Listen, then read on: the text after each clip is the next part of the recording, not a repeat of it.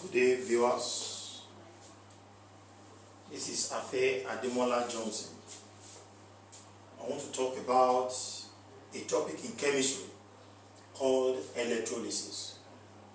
Now, the word electrolysis has two components: the word electro and lysis. The word electro means the process occurs when electric current is involved. Then the word lysis means splitting, breaking down, dissociation, decomposition of something. And that is why you will see in some words, like in some biological terms, photolysis of water. Photo means light, lysis means the splitting of water into hydrogen ion and hydroxide ion.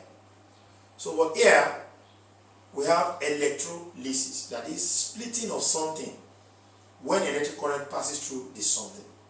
But the condition here is that the something that must split must be an electrovalent or ionic compound.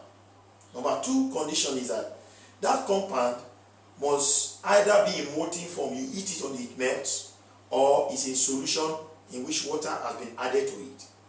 That is the condition that will make electric current passing through it to split into positive ion and negative ion.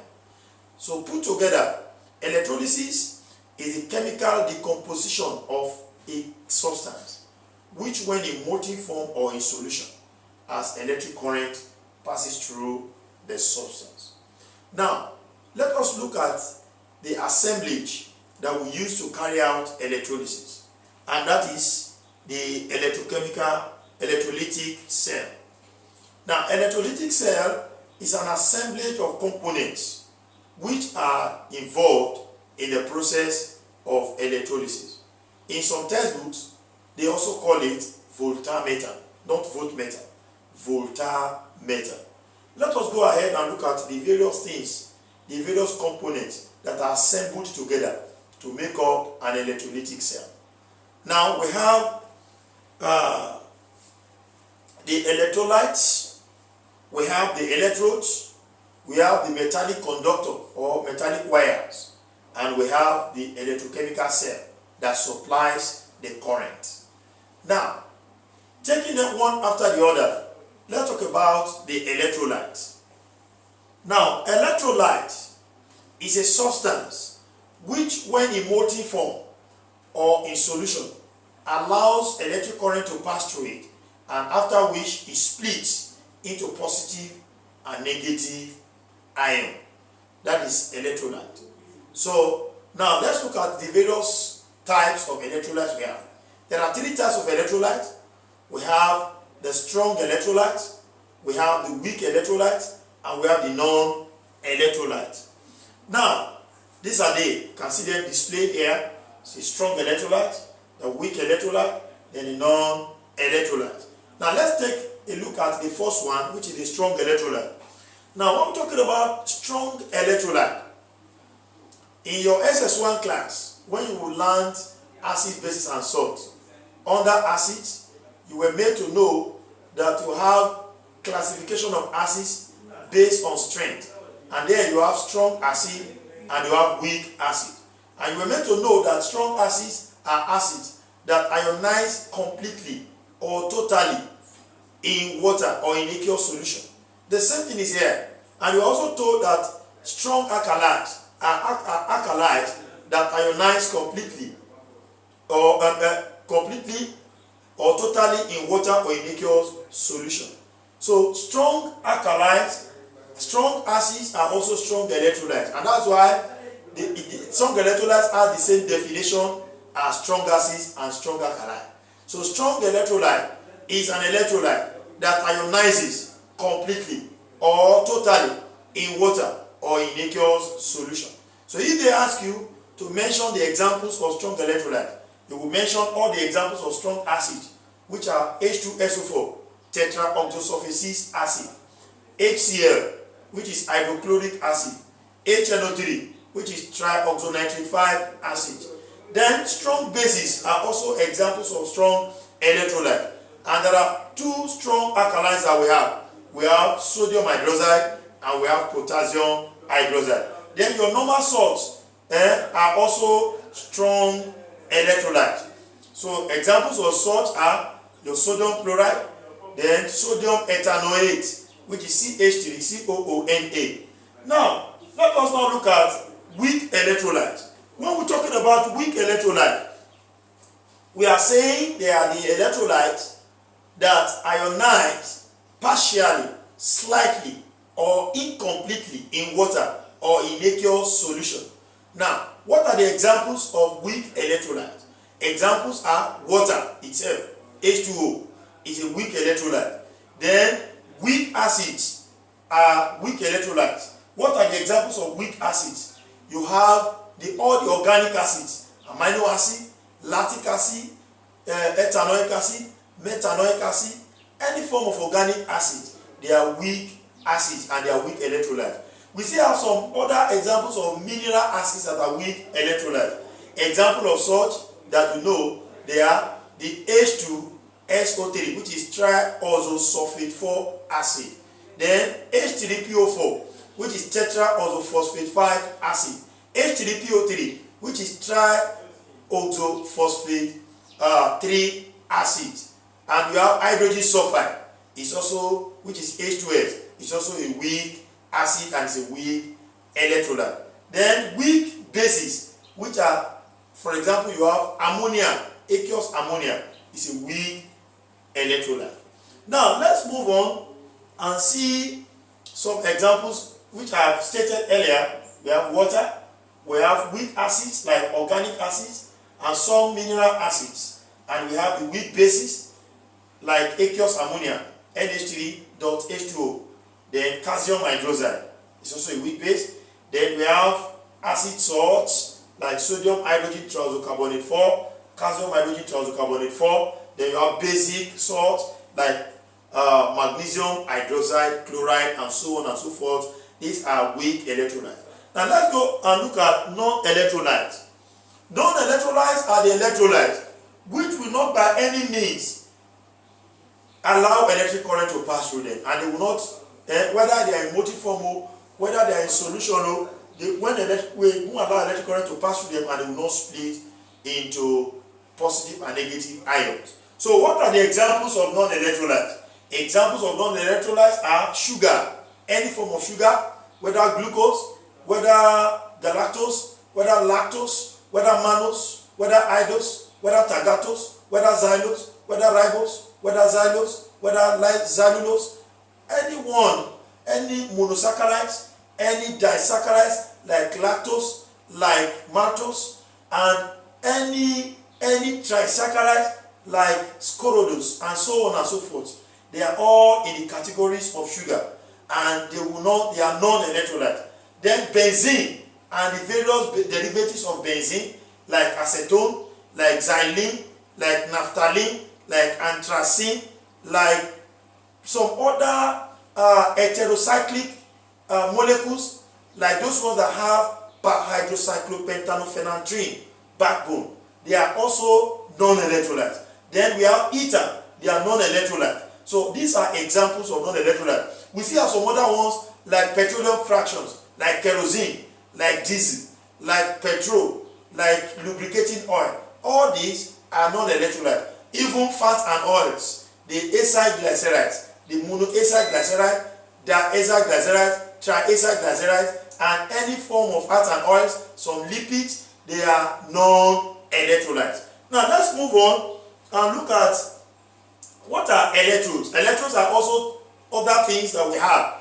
Electrodes, don't forget that when you want to carry out electrolysis, you need to pass electric current through the electrolyte. So electrodes, they are the substances, they are the rod, they are the plates. They may be, so there are some electrolytes like mercury, which is liquid. Now they may be in solid form or in liquid state, like in the case of mercury, that forms channel through which electric current is introduced into the electrolyte, and through which electric current is removed from the electrolyte. So like I said, examples of electrodes might be copper, might be silver, might be zinc.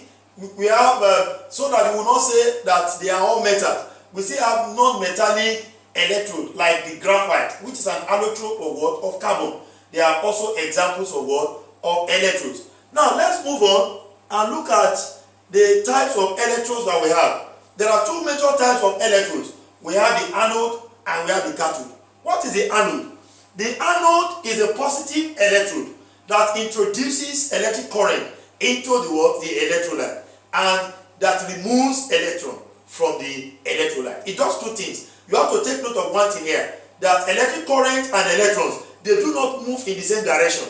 So if the electric current is moving clockwise, then electron will be moving anti-clockwise. So what am I saying here is that now anode is a positive electrode through which electric current enters the electrolyte and through which electron leaves the electrolyte. And don't forget, this is to tell you that it is at the anode that oxidation takes place. As we have learned before in redox reaction, that one of the definitions of oxidation is what? Is removal or loss of electron. So I've seen some white questions that will ask that what takes place at the anode? That is oxidation, the loss of electron. Then let's talk about the cathode. Now, the cathode is the negative electrode through which electric current leaves the electrolyte and through which electron enters the electrolyte. And don't forget that the addition of electron is what? Is reduction. And that is to tell you that reduction takes place at the cathode. Now let's move on and look at the diagram for an electrolytic cell. What you have here is the diagram. So this white substance represents the what? The electrolyte.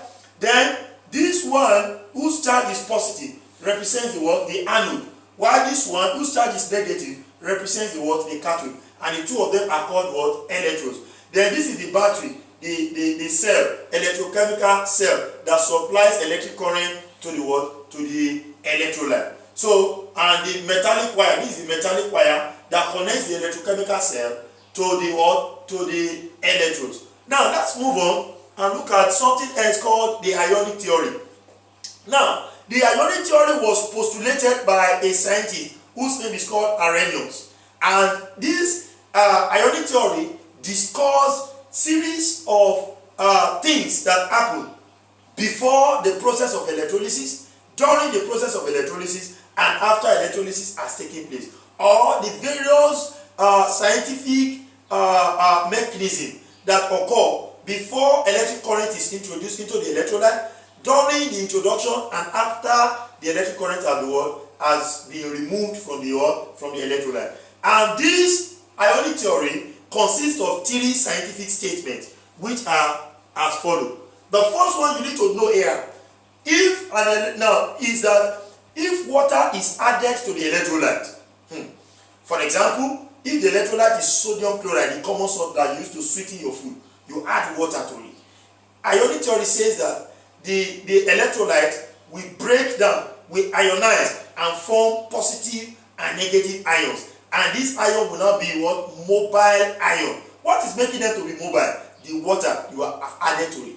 I've seen some questions, they will say that explain why solid sodium chloride does not conduct electricity. And what is the answer to this question? Because it does not have mobile ion. What makes it to lack mobile ion? There is no water that will convey the ion from one point to another. They will also say that, I've seen a question, they will say, what do you do to make solid sodium chloride to conduct electricity?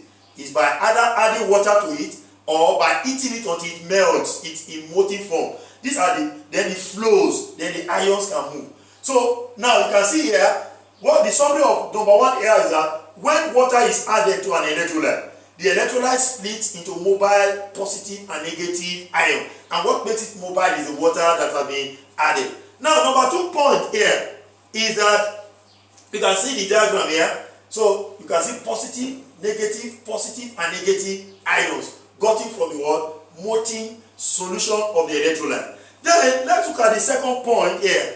The second point now is that after you have added water and the electrolyte has split into positive and negative ions which are mobile, now you now introduce cathode and anode, and you now pass electric current through the anode to the electrolyte. Then the ionic theory says that the mobile positive and negative ions earlier formed will lose their mobility. They will stop moving. And when they stop moving, then what then do we see? Let's look at a diagram to explain what I'm talking about here. What we are going to see is that, don't forget, like charges repel, unlike charges attract. Meaning that positive and positive, they will go apart. Negative and negative goes apart. But positive and negative get attracted. Don't forget, cathode is positive what? Positive electrode. Then negative ion, for example, chloride ion from sodium chloride, gets attracted to the surface of the positive what? Electrode. You can see that this is the positive electrode, which is the what? The anode. But on the surface, you see negative, minus, minus, minus, minus, minus. That is, negative ion from the electrolyte gets associated to the surface of the what? Of the positive electrode. And the positive electrode is called what? Anode. And what then happens? These negative ions that are on the face of this positive electrode, they are now called anions, which means what? Anode ions. That is ions that you can find on the anode. Although the anode is positive, but the ions that can be found on it are what? Negative. So, for example, chloride ion is what? Is an anion. It is negative. Then on the face of the cathode, you have what? Positive ions. Like, for example, sodium ion from sodium chloride. Then let's look at the third point here. Now, the third point here is that is then what then happens to the positive ion on the negative electrode? What then happens to the negative ion on the negative electrode? They become discharged. What does it mean to become discharged? In English language, when you add the word dis to the beginning as a prefix to a word, it means you want to say the opposite of that thing. Now, to be discharged means to lose charge. Something that has charge before loses its charge. Something that carries negative ion charge before loses its negative charge. Something that carries positive charge before loses its positive charge. Like sodium ion that is Na+, loses its plus. Now, the cations, they will become discharged when they get to the cathode. And what makes them to become discharged is that they will pick up electron whose number is equal to their valency. I have used this one as an example. This N, capital letter M, is representing a typical metal. Now, carry N plus charge. So, it combines with N electron. So, if it carries 2 plus, it's going to combine with 2 electrons. Then, the negative will now cancel the positive. Then, the cation now becomes what? Neutral. Then, it has no charge again. So, now, we may see some examples of what I'm talking about here. Sodium is a monovalent ion. Sodium ion. It carries 1 positive charge. So, it combines with 1 electron. And the 1 electron cancels the positive, then it becomes neutral sodium. So, that is it. Then, potassium now carries 1 charge, combines with 1 electron, and it does what? It forms neutral potassium. Silver carries 1 charge, combines with 1 electron. That 1 electron cancels the positive charge, then it becomes discharged as neutral silver. Calcium ion now combines with 2 electrons. Since it carries 2 charge, then the 2 electrons cancels the charge, then it forms neutral calcium. Magnesium ion that carries 2 positive charge, then combines with 2 electrons, then the 2 electron cancels, then you have neutral magnesium. Then Zinc2 ion carries 2 positive charge, combines with 2 electrons, and the 2 electrons cancel the 2 charge, and it becomes discharged as zinc neutral. Then aluminium ion, which is Al3+, combines with 3 electrons, then the 3 electron cancels the what? The 3 charge it carries, then it becomes discharged as what? Neutral aluminium. Now, then what that happens to anions? Anions which are carrying negative charge in their own case, they lose electron.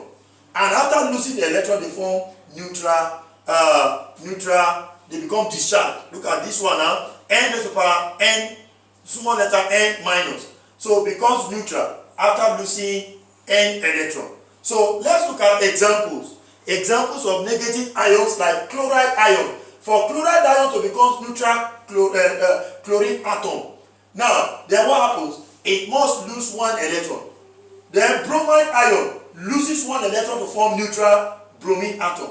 Iodide ion loses 1 electron to form iodine, neutral iodine atom. Then fluoride ion, F minus, loses 1 electron. Then it forms neutral atom of fluorine. SO42 minus ion loses 2 electrons, then it forms what? It forms neutral SO4, SO4. And hydroxide ion loses 1 electron and forms neutral molecule of what? Hydroxide. Then NO3 minus loses 1 electron and forms neutral NO3. So now you can see here, this is the generality of what we are saying. If, for example, sodium chloride is the electrolyte, then what happens? In the first place, when you add water, the sodium chloride splits into sodium ion and chloride ion. Then after done that, then the sodium ion, being the positive ion, gets attracted to the negative electron, which is cathode. And you cannot see it here. And when it gets there, it takes up what? An electron and becomes discharged as what? Neutral sodium solid, sodium atom. Then the same way, chloride ion gets attracted to the face of what? Positive what? Electrode, which is what? Which is the anode. And on getting there, it loses 2 electrons. And after losing 2 electrons, then it becomes discharged as what? Now each of the atoms, chlorine is a diatomic molecule. So each of the atoms now of chlorine, they lose 1 electron, so that you now have 2 electrons in totality. Then you now have chlorine gas molecule. So that is the totality of what we have been explaining in ionic theory.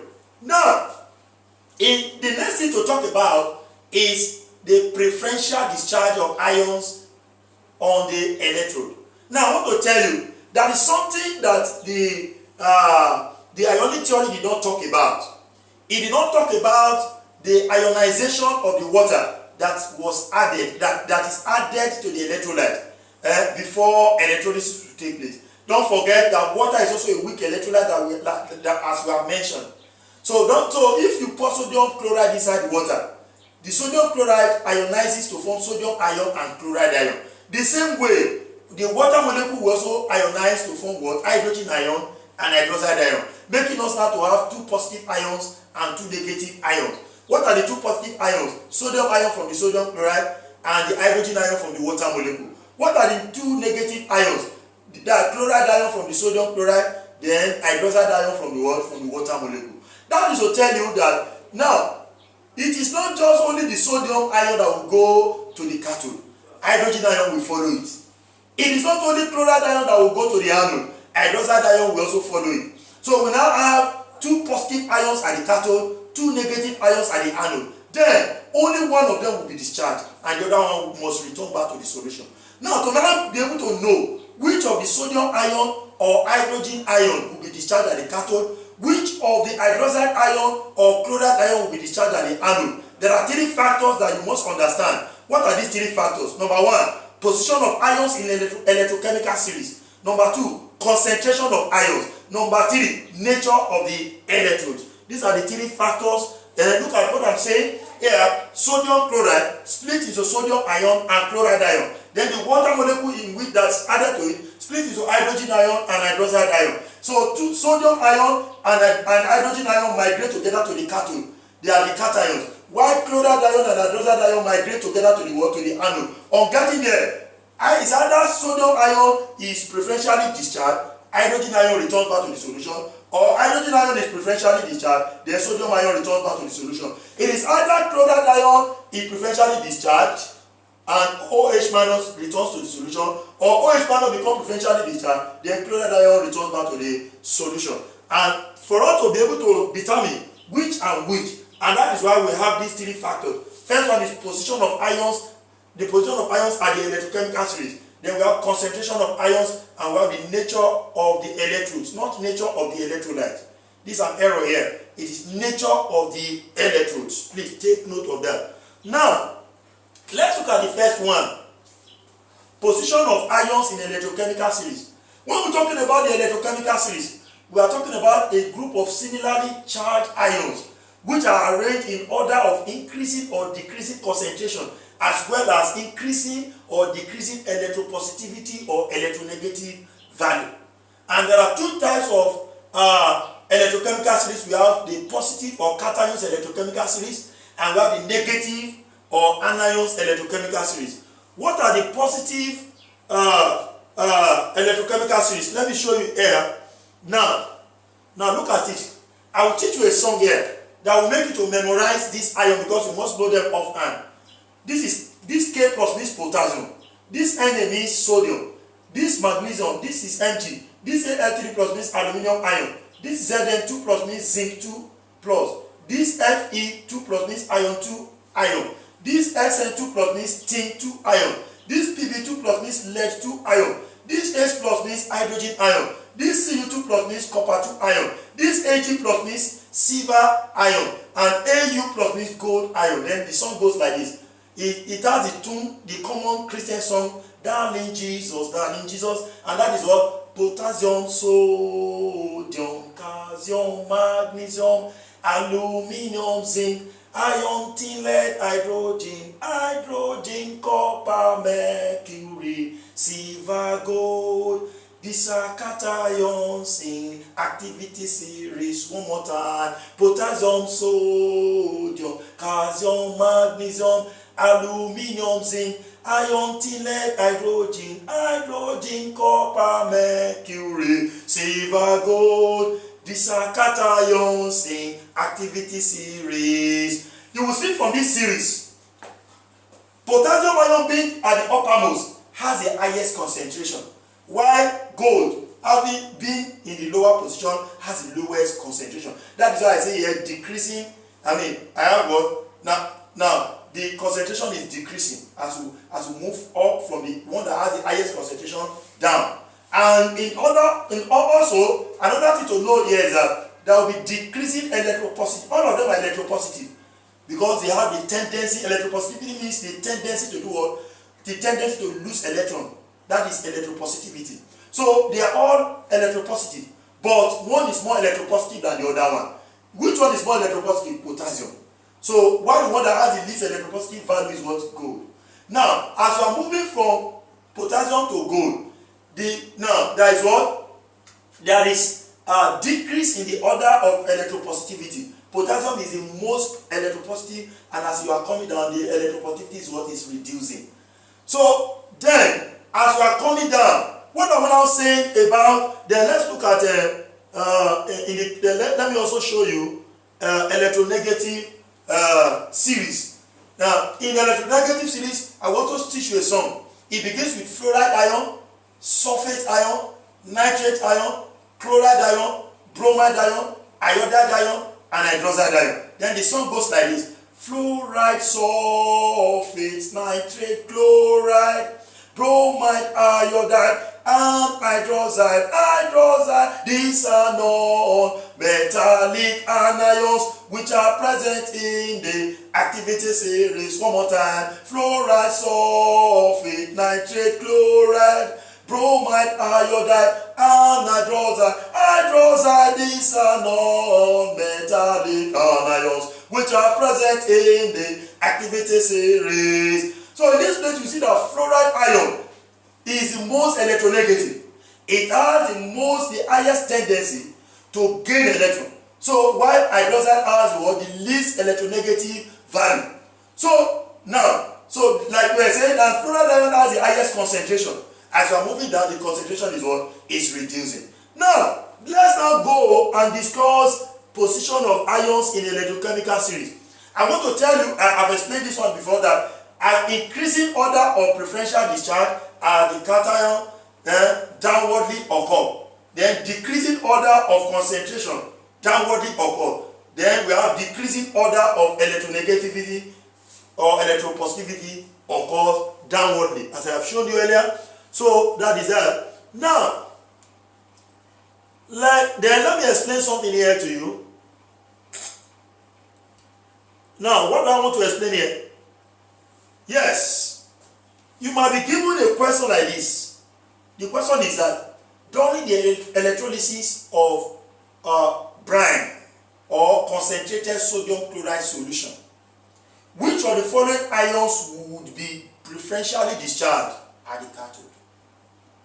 What comes to your mind here? Like I told you earlier, at the cathode, cations are coming here. That's sodium ion from the sodium chloride and hydrogen ion from the water molecule that you have added to it. When they get there, then you now go to the electrochemical series. Let's go back to the electrochemical series and see what I'm talking about here.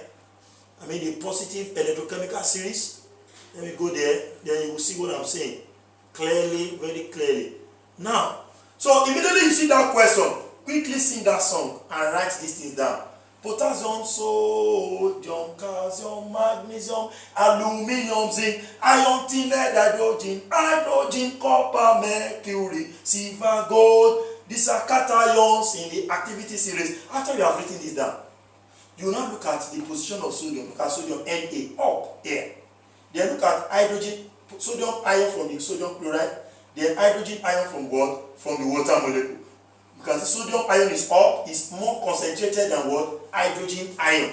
But according to this factor, position of ion in the electrochemical series, the one that occupies the lower position, which is hydrogen ion, will be preferentially discharged. So the answer to that question will not be what? Hydrogen ion. But there is a factor that must be fulfilled for you to choose position of ion in the electrochemical series. That factor is that the two competing cations and the anions must have a wide gap between them. You can see between sodium ion and hydrogen ion, you have about 1, 2, 3, 4, 5, 6 ions in between them. So that's a wide gap enough. That's the only condition. So, and in that condition, you will now see that now, although sodium ion is electropositive, it has tendency of what? Of losing electron. But hydrogen ion being lower has more tendency of gaining electron. That is betraying the trust of electropositivity. The law of electropositivity is for them to be what? To be losing electron, not to be gaining. But hydrogen ion shows more tendency to gain rather than to lose, according to the law of electropositivity. Why? Because as we are moving from sodium down to the hydrogen, electropositivity equivalence is becoming weakened. So that is it. Now, and all these stories are what I have explained here. Now, so you have seen that position of ions in electrochemical series. So we have seen that. You can take your notes down on that. You can take your note down on that. Then you can see that I've explained everything I've just explained here. So you can take down your note here on that. Then let's now move. I've explained this one. So you can take down your notes, negative or anions electrochemical series. Take down your note there. You can copy. Then after that, then you can copy the negative electrochemical series. Then after that, we can now have what? You can copy the notes thereafter. Now, so you take note of that. Take note of that. Take note of that. So then let's now go to concentration of ions as another factor to be considered while talking about preferential discharge of ions. Concentration of ions. Now, this one means you want to choose ions that are at the upper part of the electrochemical series, not the one that is at the lower part. Choosing the one that is at the lower part is position of ions in electrochemical, which is the first factor. But choosing the one that is at the upper part, you are considering what concentration of ion, because the one that is at the upper part is more concentrated than the one that is at the lower part. The only condition for that is that the two competing ions now, they are close together. There is no wide gap between them. Like you have wide gap between sodium ion and hydrogen ion. And where can we see example of that? During the electrolysis of brine, concentrated sodium chloride solution. Now, you will see that chloride ion and chloride ion from the sodium chloride and hydroxide ion from water molecule migrate together to the anode. But if you look at the two of them, the two competing anions here, look at hydroxide ion and the chloride ion, the gap between them is too short. And because of that, if the gap is too short, then you will not choose the one that is at the lower position. Then chloride ion that is more concentrated than hydroxide ion will not be preferentially what? Discharged. So that is what we are talking about here. So now, so that is that. So you can see that. You can see that. So let's go back to concentration of ions. You can take down your notes here. Then from there, you can see the example I've cited here, which I've explained already. You can take it down. Then, nature of the electrodes. Now, there are three categories of electrodes. There are three categories of electrodes based on their nature. The first category are called the inert electrodes. Inert electrodes. What are inert electrodes? Anything, the word inert means inability to react. Inert electrodes are electrodes that will not take part in chemical reaction with the ions that is discharged on them. And there are two common types of inert electrodes. We have the platinum electrode and the graphite electrode, which is an allotrope of carbon. But there are exceptions to this. Now, platinum electrode, the only exception to it is platinum electrode can attack chlorine. So if you want to carry out electrolysis and you know that chlorine will be discharged at the anode, do not use platinum as your anode, because the platinum will react with the chlorine to form platinum chloride. Another exception is graphite. Graphite attacks oxygen. So if you want to carry out electrolysis, like electrolysis of acidified water, and you are sure that oxygen will be liberated at the anode, do not use graphite as your anode, because the carbon of the graphite will combine with the oxygen to form carbon 4 oxide, and you will not be able to get that oxygen again. So that is that. So now, in another case, mercury usually has affinity for sodium ion. I've explained earlier on position of ion in electrochemical series. In sodium chloride, hydrogen ion will be preferentially discharged considering lower position of hydrogen ion because of the wide gap, provided graphite or platinum inert electrode are used. But in a situation where mercury cathode is used, my brother and sisters, now hydrogen ion will not be preferentially discharged, but rather the mercury, because it has strong affinity, affinity means love, the mercury combines physically, not chemically now, with sodium ion to form what we call sodium amalgam. That's Na/Hg, sodium amalgam. So take note of that. And since it is a physical combination, you can use physical process to separate the sodium from the what? From the mercury. Then the third condition, case number 3. If this one has to do with cations that are located below hydrogen in electrochemical series, like copper, mercury, silver, and gold. Copper, mercury, silver, gold. What am I saying? What will happen to them? What am I saying? If you are carrying out electrolysis of, let's say, copper 2 tetraoxosulfate 6 CuSO4, and your anode, you now use copper anode. Don't forget that the copper 2 tetraoxosulfate 6 will ionize to form copper 2 ion, Cu2 plus ion, and SO4 2 minus ion. But due to the resemblance between the copper 2 ion and the neutral copper anode you are using, don't forget, the only difference is that the copper anode you are using is neutral. Is Cu, no charge. But there is copper 2 ion inside the solution. So, in a nutshell, if an anode is placed inside the solution of its ion, for example, neutral copper is placed inside copper 2 solution, silver anode is placed inside silver 1 ion solution, like silver triazonitrile solution, AgNO3, or you place mercury anode inside what? Mercury compound solution. Then what happens? None of the 2 predicted anions will be discharged. For example, when you carry out them, but rather the anode will lose electron and form ion or that is present in the solution and dissolve inside the solution. Now, for example, when you carry out electrolysis of copper 2 tetraoxosulfate 6 and you use copper rod as your anode, what will happen?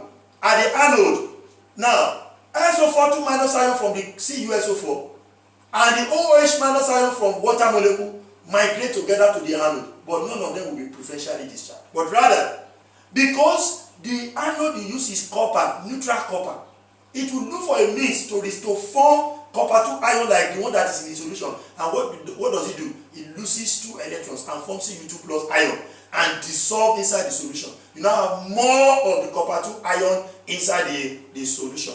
So that is that. So now, this is where we are going to end this class. In the next class, we are going to look at the electrolysis of some selected electrolytes. We are going to start with electrolysis of acidified water. So what you are going to do is that you are going to subscribe. You are going to press the subscription button and you are going to share this video. And as you do so, God Almighty will bless you. And when you do it, the essence of doing that is that any other video I upload, you'll be having access to them. I remain my humble self again, Afe Ademola Johnson. See you again till we meet. God bless you and bye for now.